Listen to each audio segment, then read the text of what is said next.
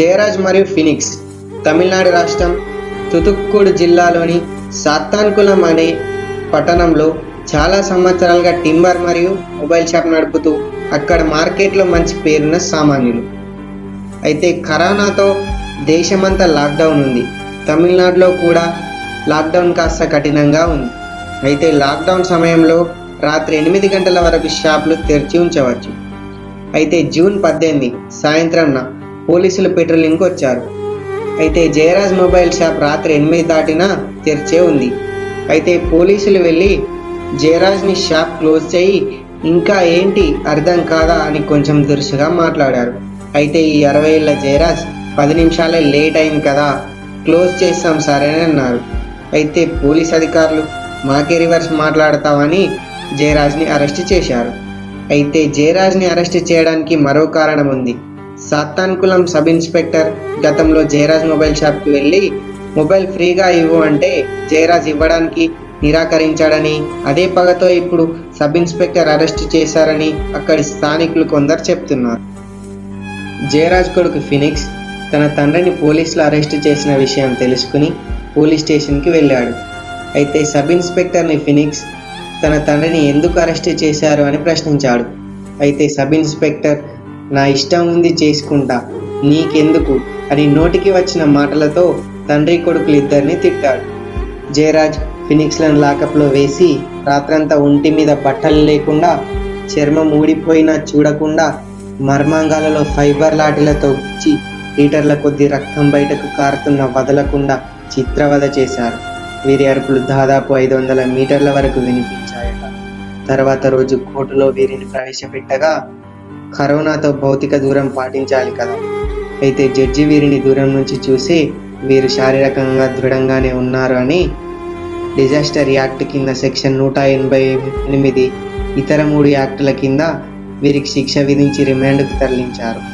తర్వాత జైలులో ఒకరి తర్వాత ఒకరు జయరాజ్ ఫినిక్స్లు ఇద్దరు విగత జీవులుగా పడి ఉన్నారు. జయరాజ్ ఫినిక్స్ల మరణం తర్వాత పోలీసుల తీరును తెలుసుకున్న స్థానికులు తమ దుకాణాలను మూసి ఆందోళనలకు దిగారు. అయితే ఈ విషయంపై ఆ రాష్ట్ర ముఖ్యమంత్రి పళనిస్వామి చనిపోయిన వారికి 10 లక్షల ఎక్స్గ్రేషియా, కుటుంబంలో ఒకరికి ఉద్యోగం ఇస్తామని చెప్పారు.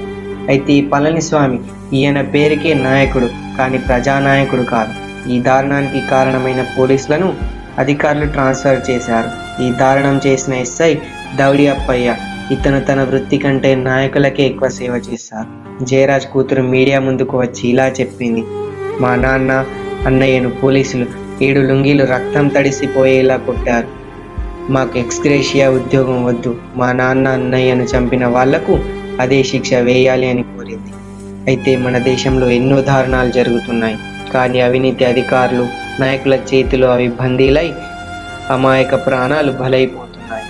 అయితే ఇదే విషయంపై బాలీవుడ్, తమిళ్, దాదాపు జాతీయ మీడియా, అంతర్జాతీయ మీడియా సంస్థలు చూపించిన ఒక south Indian Telugu media channel కూడా చూపించలేదు.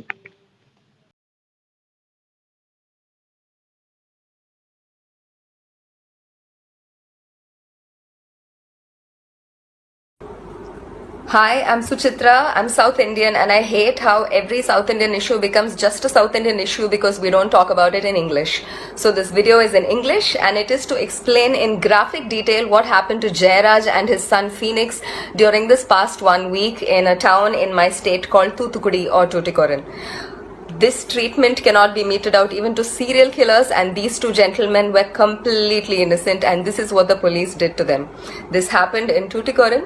First, their knees were smashed with sticks or lathis. Their knees were completely crushed and smashed. Next, their faces were pushed against a wall and blows were rained on their backs and bottom till it ripped and bled. They were stripped completely and not even their underwear was spared. They were completely stripped naked and thrown into jail. The gates were locked, but we know for a fact that this is what happened behind the gates. They were taken to a spot where there were no CCTV cameras, and steel-tipped wooden lathis or batons or sticks, batons or sticks were shoved up their buttholes several times. And there was also a great deal of torture and damage inflicted on their genitalia, because eyewitnesses of the body have stated, they've said that both the genital region and the backside were completely ripped and mangled. Their chest hair was ripped out in tufts.